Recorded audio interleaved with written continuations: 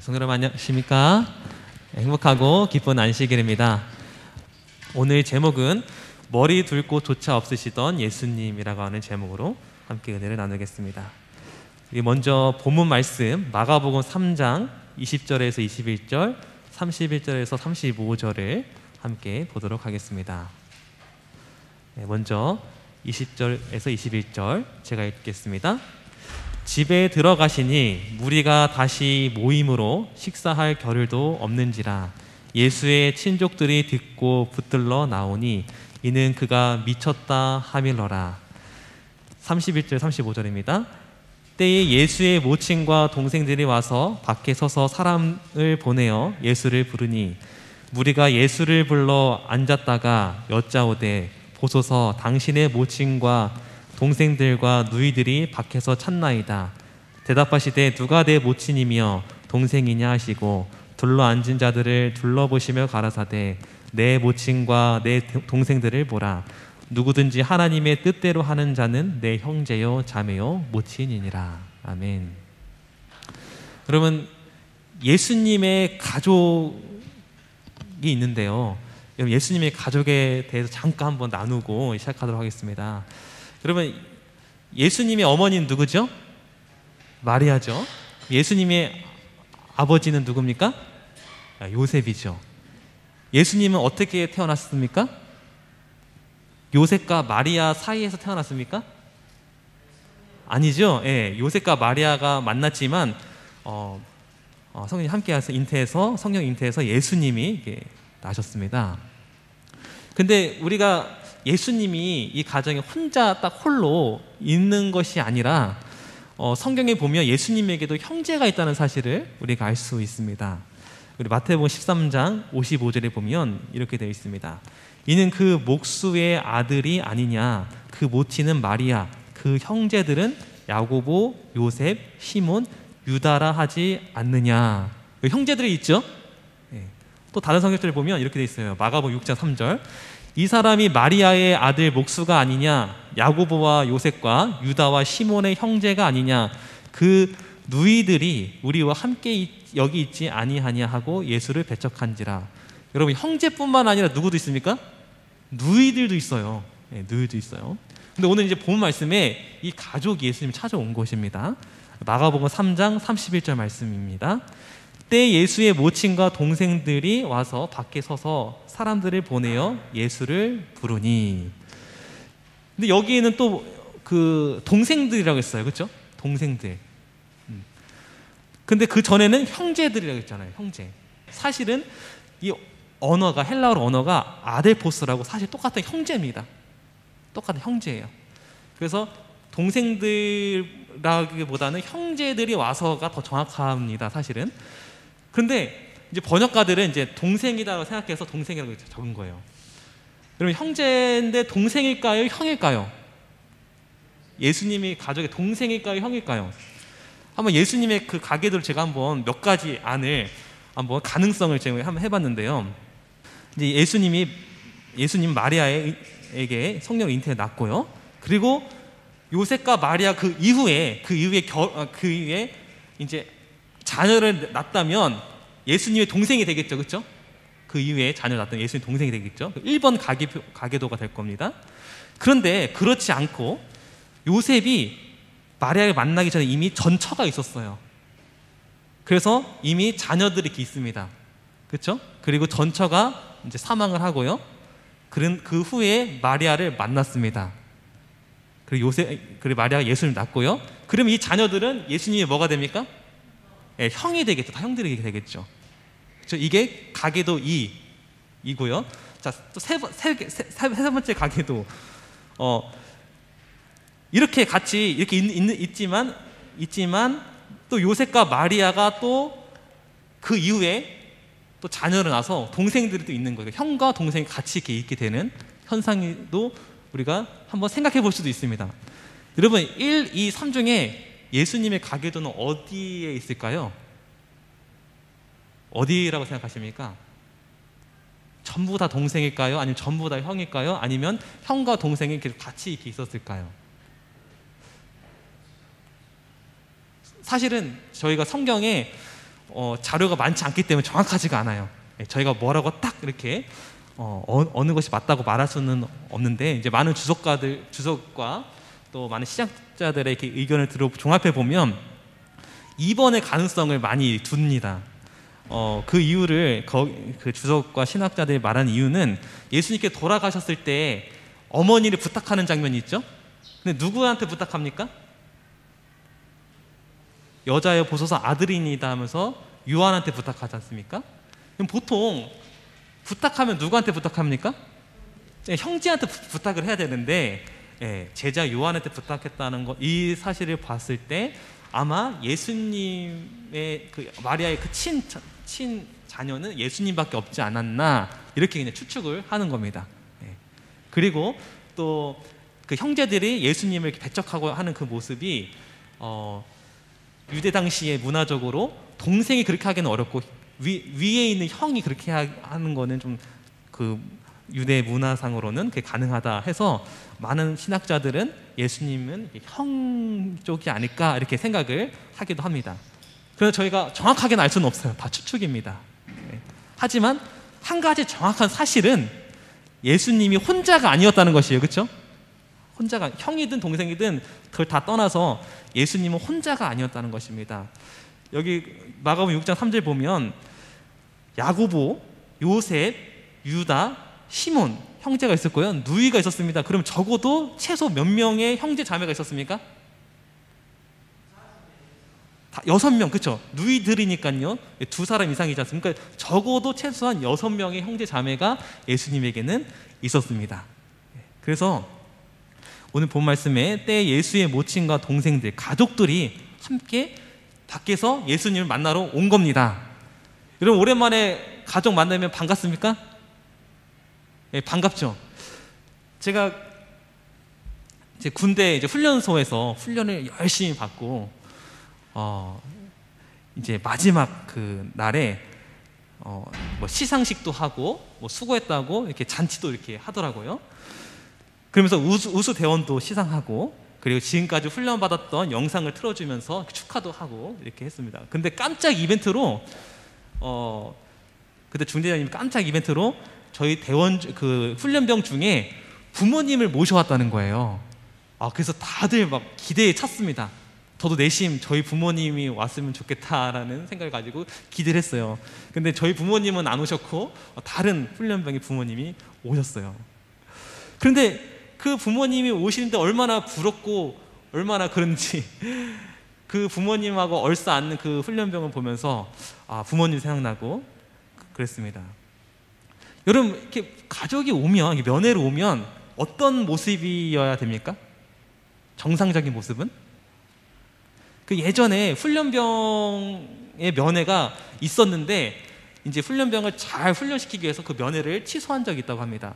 그리고 나서 다시 한번 그 훈련병의 가족 면회를 한번 이렇게 시도한 적이 있었어요. 2011년에. 그래서 뉴스에도 나와서 13년 만에 재개한 가족 면회.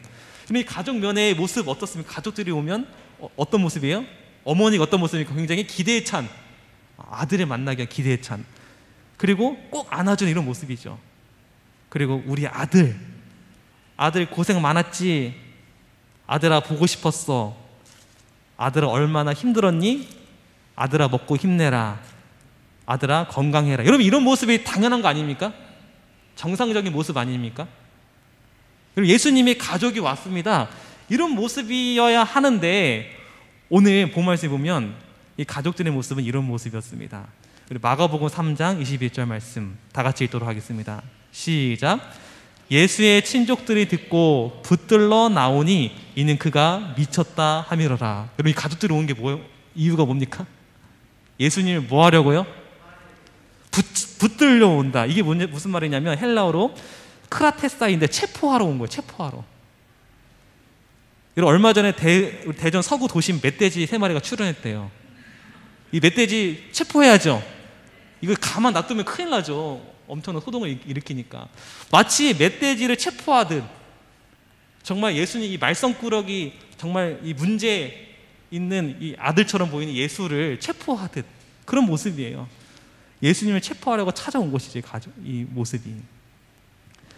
이렇게 보니까 예수님의 가정생활이 어땠을까요? 여러분, 예수님 한번 가정생활 한번 상상해 보셨습니까? 아주 평범하고 아주 행복하고 그런 평안한 그런 가정의 모습은 아니었던 것 같습니다. 여러분, 가정은 어떤 곳입니까? 가정은 어떤 곳이죠? 러스킨이라는 사람은 가정은 이런 곳이라고 말합니다. 가정은 평화의 장소이며 위험에서 뿐만 아니라 두려움, 의심, 분열에서 피할 수 있는 유일한 안식처이다. 가정은 어디라고요? 유일한 안식처예요. 정말 안식처예요, 가정은. 여러분, 가정 밖하고 가정 안이 있죠. 여러분, 가정 밖은 굉장히 험난합니다. 그렇죠? 가정 밖의 생활은. 왜냐하면 가정 밖은 다 나의 어떠함을 통해서 인정하거나 혹은 나를 인정하지 않거나 그래요. 내가 뭐 재능이 많으면 인정해주고 재능이 없으면 인정해주지 않고, 내가 잘생겼으면 인정해주고 못생겼으면 인정해주지 않는 것이 바로 이 가정 밖이에요. 그러니까 나의 어떠함으로 인정을 받아요. 하지만 가정 안은 그런 거랑 상관없어요. 나의 있는 모습 그대로 인정해주는, 나의 존재 자체를 그냥 있는 모습 그대로 받아주는 것이 가정이에요. 그래서 가정 안에 오면 평안하고 안식처가 되는 것입니다. 그래서 한 블로그에 이런 글이 있더라고요. 모든 사랑과 모든 평화와 모든 힘은 가정에서 나온다는 것을 조금씩 알아갑니다. 때로 상처를 주고받고 갈등하지만 언제 그랬냐는 듯 눈 녹듯 사라지는 것은 가족이기 때문입니다. 모든 것은 가정으로부터 시작되는 것, 가족이 나의 힘이라는 것 이제야 알겠습니다. 이 블로그에 보면 가족이 나의 뭐라고요? 나의 힘이 되는 거예요. 여러분, 근데 예수님의 모습이, 예수님은 가정에서 힘을 받는 모습입니까? 아닙니까? 예수님은 전혀 가정에서 힘을 받지 못하고 있어요. 여러분, 예수님은 다른 사람들을 위로해주고 다른 사람들을 격려해주고 다른 사람들을 이해해주고 다른 사람들에게 힘을 주는데, 정작 예수님은 누구에게 위로를 받고 누구에게 격려를 받고 누구에게 이해를 받고 누구에게 힘을 얻나요? 예수님은요. 저는요, 처음에 이렇게 생각했습니다. 예수님은 하나님이시니까 뭐 괜찮겠지, 뭐 그래도 괜찮겠지. 저는 그렇게 생각했습니다, 사실은. 근데 오늘 이 말씀을 이렇게 묵상하고 보니까 그게 아니더라고요. 여러분, 그 유명한 시가 있죠. 엄마는 그래도 되는 줄 알았습니다. 여러분 아시죠? 이 시. 엄마는 그래도 되는 줄 알았습니다. 하루 종일 밭에서 죽어라 힘들게 일해도 엄마는 그래도 되는 줄 알았습니다. 근데 여러분, 그래 되는 겁니까? 아니잖아요. 아니잖아요. 여러분, 예수님도 사실은요, 사람의 모습으로 사셨을 때 예수님도 우리처럼 격려가 필요하고요, 예수님도 우리처럼 위로가 필요해요. 사실이요. 예수님도. 예수님은 그걸 어디서 얻나요? 엄마 군대 가다라고 하는 프로그램이 있습니다. 엄마가 아들이 입대한 그곳에 가서 같이 훈련을 받는 프로그램이에요. 그래서 엄마가 딱 나타나면 이제 아들이 이렇게 울죠. 우는 모습입니다. 그리고 엄마가 같이 훈련 받으면서 아들의 눈물을 닦아주고 땀도 닦아주고 하는 모습이에요. 그리고 엄마가 왜 이 힘든 군 생활을 왜 자원합니까? 왜 아들과 함께 같이 이 훈련을 받습니까? 단 하나의 이유예요. 이 아들에게 힘을 주고 이 아들에게 용기와 격려를 하기 위해서 오는 겁니다. 여러분, 다른 사람 다 이해를 못해도 적어도 가정은 힘을 주고 가정은 용기를 줘야 되는 거 아닙니까? 근데 예수님은 다른 사람뿐만 아니라 가정에서도 힘을 받지 못하고 있어요. 여러분, 가정은 최후의 보루다라는 말이 있지 않습니까? 가정마저도 그렇게 못하면 없는 거예요. 그럼 가족도 이해해주지 못하는 상황이 바로 예수님의 상황이었습니다. 예수님은 어느 누구에게 힘을 얻을 곳, 기댈 곳이 없었어요. 우리 마태복음 8장 20절에 있는 말씀을 다 같이 읽도록 하겠습니다. 다 같이 읽겠습니다. 시작. 예수께서 이르시되 여우도 굴이 있고 공중의 새도 거처가 있으되 오직 인자는 머리 둘 곳이 없다 하시더라. 여러분, 여우도 갈 집이 있고 새들도 갈 집이 있어요. 근데 예수님은 갈 집이 없다. 저는 이것이 이렇게 느껴졌어요.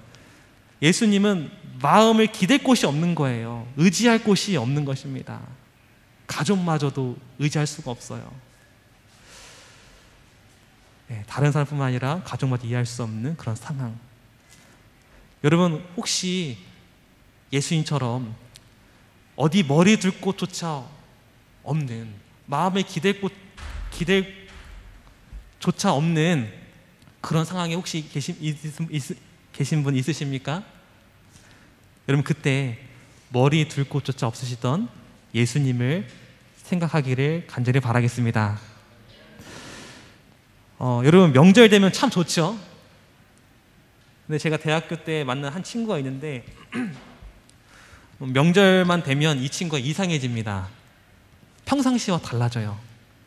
예를 들면 명절 다가오면 갑자기 아침밥을 안 먹는다든지, 그리고 과제를 아예 안 해버린다든지, 그리고 수업을 안 나와버려요. 그리고 핸드폰도 끈 상태로 잠적해버립니다. 참 이상해요. 이런 명절날만 다가오면 한 며칠 전부터 이런 현상이 벌어져요, 그 친구한테. 여러분, 이 친구가 왜 그럴까요? 제가 처음에는 알 수 없어서 그 친구를 위해서 기도만 하다가 한 번은 이제 물어봤어요. 왜 그러냐, 뭐 힘든 일 있냐 이렇게 물어봤더니 알고 보니까 이 친구는 어머니가 안 계시고 이제 아버지 한 분 계십니다. 근데 아버지가 다른 분하고 재혼을 하셨어요. 근데 이제 이 친구가 이 명절 되면 가족이 그리우니까 아버지한테 연락을 합니다. 근데 연락을 하면 아버지 보고 싶다, 한 찾아뵙고 싶다 연락을 하면 아버지가 하는 소리가 이렇다고 합니다. 왜 전화했냐? 나는 너의 존재가 너무 부끄럽다. 그러니까 이 친구가 그 말을 들으니까 얼마나 상처예요, 그렇죠? 그리고 이 친구는 아버지, 제가 명절인데 좀 찾아뵈면 안 될까요? 그러면 오지 말래요. 오지 말래요. 그리고 쓸데없이 왜 전화하냐고, 전화하지 말라고. 이 친구는 찾아간다고, 아니요, 찾아가면 안 되겠냐고 애원을 하는 정도예요. 그러니까 이 친구가 이 가정의 가정에서 힘을 받지 못하는 그런 상황 속에서 항상 이 명절만 되면 우울한 거예요. 근데 어느 날 또 이제 명절이 됐는데, 다음 명절이 됐는데, 저는 이 친구 걱정이 됐습니다. 그래서 이 친구가 또 이런 상황에, 이런 우울한 상태에 또 빠지지 않을까 굉장히 걱정을 했습니다. 그런데 이 친구가 어느 날 명절에는 굉장히 상태가 괜찮은 거예요. 그래서 이상해가지고 너 무슨 일 있냐? 왜 이렇게 상태가 괜찮냐?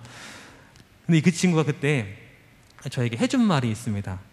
자기가 말씀을 읽었는데 그 말씀이 뭐냐면 오늘 본 말씀, 이 말씀을 읽은 거예요.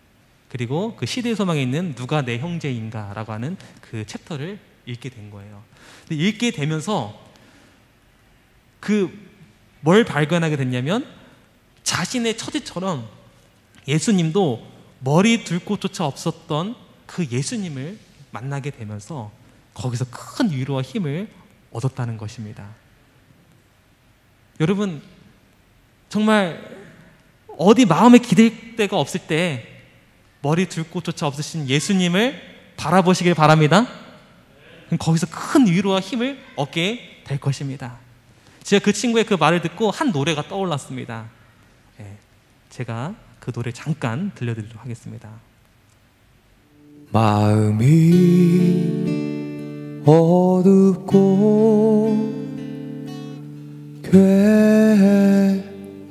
괴로울 때 주님 예수님을 나 생각해요.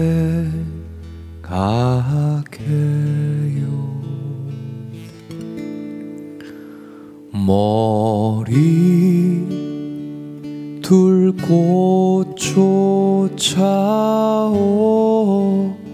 없으시던 혼자 기도하시던 주님 생각해요.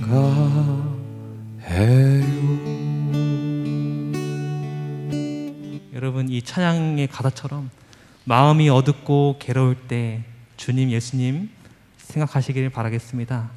그리고 머리 들고쳐져 없으셨던, 그래서 혼자 기도할 수밖에 없었던 그 예수님을 여러분 생각하시기를 간절히 바라겠습니다.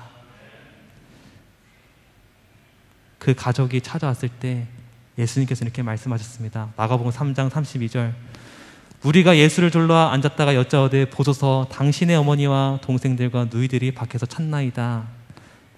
예수님 말씀하십니다. 누가 내 어머니이며 동생들이냐 하시고 둘러앉은 자들을 보시며 이르시되 내 어머니와 내 동생들을 보라. 누구든지 하나님 뜻대로 행하는 자가 내 형제요 자매요 어머니니라. 이 말씀은 예수님께서 자신의 형편 같은 그런 처지에 있는 많은 사람들을 이미 내다보시고 하신 말씀인 것 같습니다. 여러분, 가족마저도 나를 이해하지 못할 때 여러분 기억하시기 바랍니다. 하나님 안에 하늘 가족이 있다는 것입니다. 머리 들고쳐져 없는 그대여, 하나님 안에 하늘 가족이 있다는 사실을 기억하라 라고 하는 예수님의 말씀인 것입니다. 여러분, 아버지 하나님의 영원한 인자함으로, 영원한 사랑으로 하늘 가족으로 우리와 함께 계신다는 사실을 여러분 기억하게 되기를 간절히 바라겠습니다. 이 가족이 예수님 붙잡으러 왔어요. 그 이유는 그가 미쳤다. 예수님 미쳤대요. 여러분 보시기에 예수님 미쳤습니까? 여러분 보시기에 예수님 미쳤습니까? 여러분, 이 세상에 미친 사람이 많아요. 여기 어떤 프로그램에 엄마 영어에 미치다, 영어에 미친 엄마가 있습니다. 여기 아이가 있는데요, 이 아이 영어 시키려고 얼마나 미쳤는지 매일 혀 핥기를 시킨대요. 접시 혀 핥기, 혀 운동을 매일 시키는 거예요. 그리고요, 이 영어 발음을 잘 시키기 위해서 이 7살짜리 아이한테 그 혀 짧아지는 수술을 시켰어요. 물리치료 혀, 그리고 7살한테 혀 수술을 시켰어요. 단단히 미쳤죠, 영어에. 그렇죠? 이렇게 영어에 미친 사람이 있어요. 세상에 이렇게 미친 사람이 많습니다. 드럼에 미친 사람, 요리에 미친 사람, 사진에 미친 사람, 붕어에 미치다, 자동차에 미치다, 아파트에 미치다. 여러분, 이 세상에 미친 사람이 정말 많죠? 여러분, 예수님 미쳤습니까? 저는 오히려 예수님 미쳤다고 생각합니다. 예수님은 어디에 미쳤을까요? 맞아요, 예수님 미쳤어요. 어디에 미쳤을까요? 예수님은 마가복음 3장 20절 말씀, 우리 본 말씀인데요, 다 같이 읽겠습니다. 시작. 집에 들어가시니 무리가 다시 모임으로 식사할 겨를도 없는지라. 우리를 위해 밥도 안 먹는 예수님 모습이죠. 또 보겠습니다. 누가복음 6장 12절 시작. 예수께서 기도하러 산으로 가사 밤이 맞도록 하나님께 기도하시고, 밤새도록 기도하시죠. 우리를 위해서요. 그리고 십자가에 내려오라 막 그러는데 내려오십니까 안 내려오십니까? 안 내려오세요. 우리를 위해 죽음을 선택하신 예수님. 예수님 어디에 미친 것 같습니까? 예수님은 사랑에 미쳤어요. 사랑에. 우리 예수님은 사랑의 눈먼 왕이십니다. 여러분, 이런 사랑의 눈먼 왕, 우리 아버지, 사랑의 눈먼 하늘이 우리의 형제 자매라는 사실을 여러분 기억하게 되길 간절히 바라겠습니다.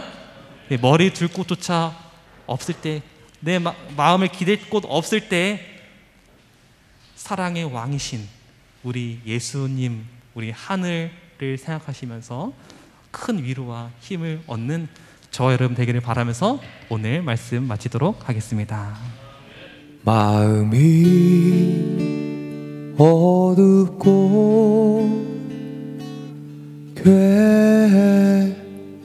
괴로울 때 주님 예수님은 나 생각해요.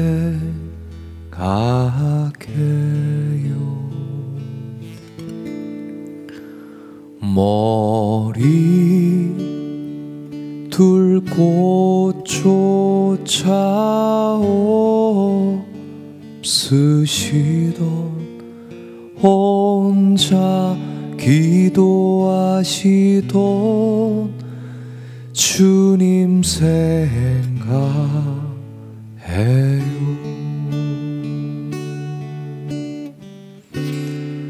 주님만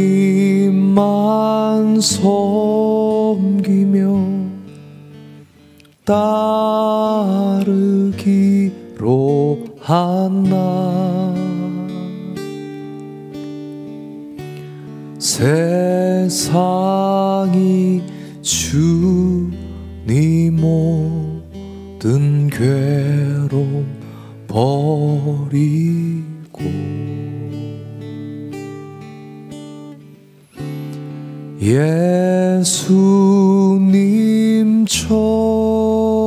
예수님처럼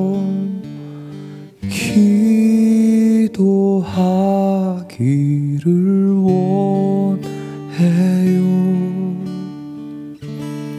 예수님처럼 기도하기 원해요.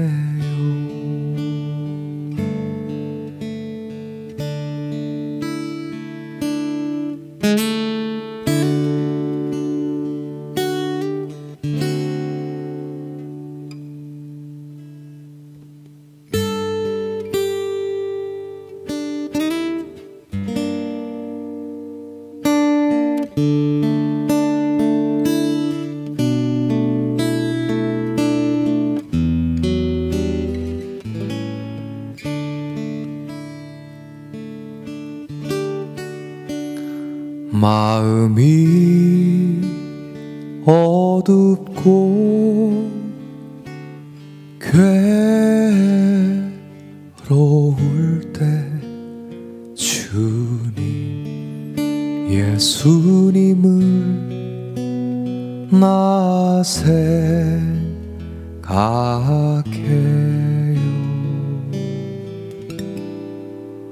머리 둘 곳조차 없으시던 혼자 기도하시던 주님 생각해요.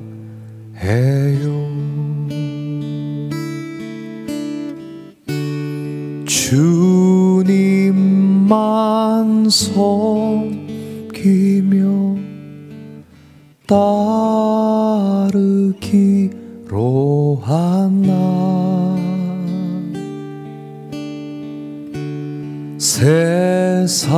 세상이 주님 모든 괴로움 버리고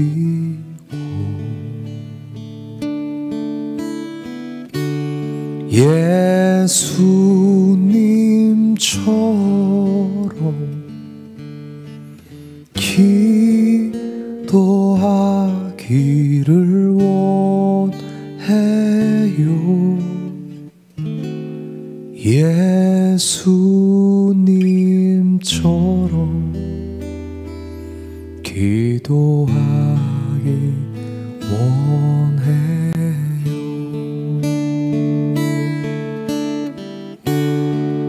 주님만 섬기며 따르기로 하나 세상이 주님 모든 괴로움 버리고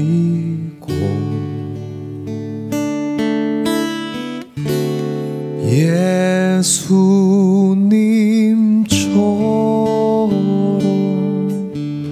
기도하기를 원해요. 예수님처럼